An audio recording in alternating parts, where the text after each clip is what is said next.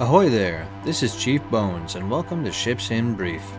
Today we're talking about my favorite ship, Kaiserlich Marine Prinz Eitel Friedrich. Prinz Friedrich was a Mackensen-class battlecruiser, one of only 4 laid down, but she had a pretty lackluster career. She was never even completed and never saw action. She was ordered in 1915, launched in 20, and broken up in 1921. The Mackensen class was later used as the basis for the Ersatz York, a battlecruiser intended to replace the armored cruiser York, and was the German answer to the British HMS Renown. So let's take a look at how she appears in game. As always, all base stats are taken directly from the World of Warships wiki with no upgrades, commander skills, signal flags, or camouflages equipped. Prinz Friedrich is a Tier 6 German battleship and plays similarly to other battleships in the German line. She has 4 dual 350mm main guns, 8 dual 105mm dual purpose, and 14 single 150mm secondary guns. She has 12 single 38mm and 8 dual 37mm dedicated anti-aircraft guns. She does not carry torpedoes. Her main battery has a base range of 17.8 kilometers, base reload of 28 seconds, and a plotting turret rotation speed of 4 degrees per second. Her main guns also suffer from the German tendency toward poor dispersion.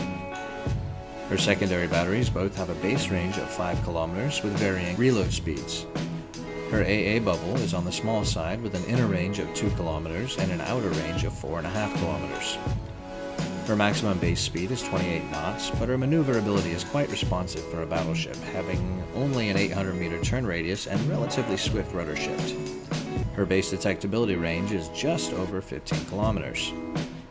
She only carries damage control party and repair party consumables. Prinz Friedrich has several options for upgrade builds, and while I lean toward a secondary build, she can be fit as a standard battleship and perform quite well. Standard recommended module upgrades include Main Armaments Mod 1, Damage Control Systems Mod 1, Aiming Systems Mod 1, and either Damage Control Systems Mod 2 or Propulsion Mod 2.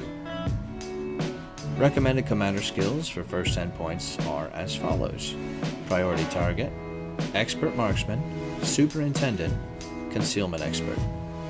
Other useful commander skills include Expert Loader, Adrenaline Rush, Basic Firing Training, and Advanced Firing Training.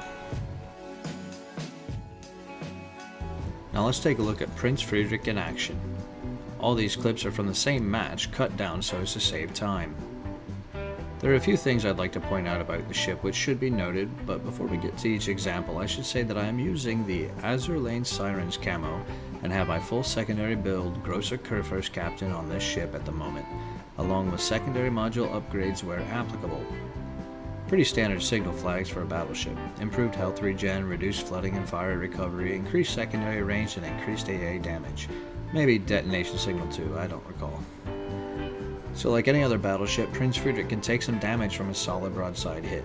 I've also noticed a tendency for her main guns to be knocked out, if not often, at least with enough frequency to believe it should be considered a weakness to that point. The German dispersion is still annoying, and it can be frustrating praying silently to yourself every time you pull the trigger, in the vain hope that you should land 50% of your salvo at the very least.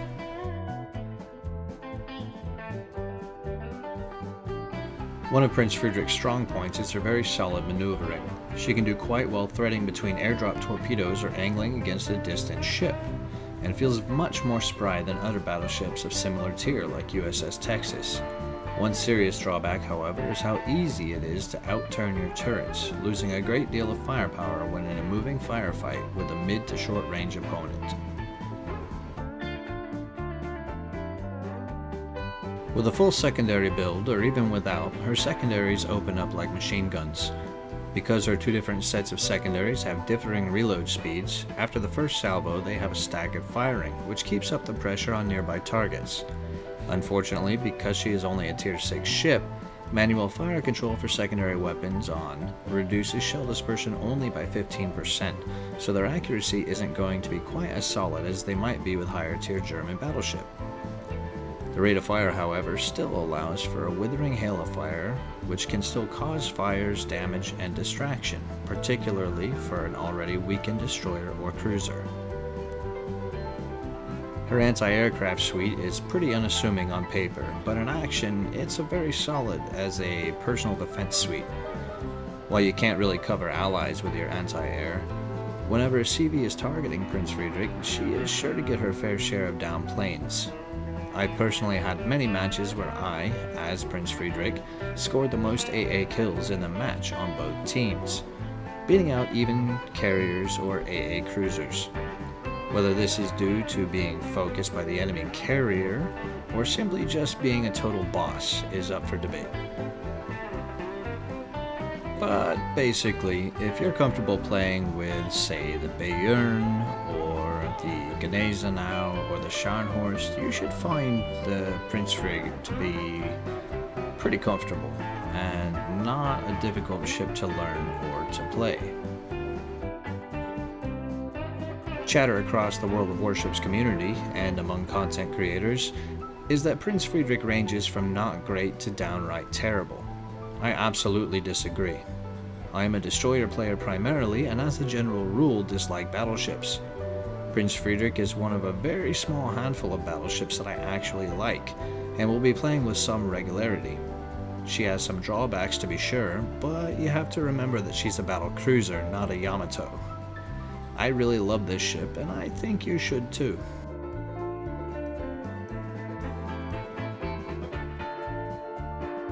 Anyhow, thanks for joining me for this episode of Ships in Brief. Please feel free to leave me a thumbs up and drop a comment down below with a ship you'd like to see me cover in a future video.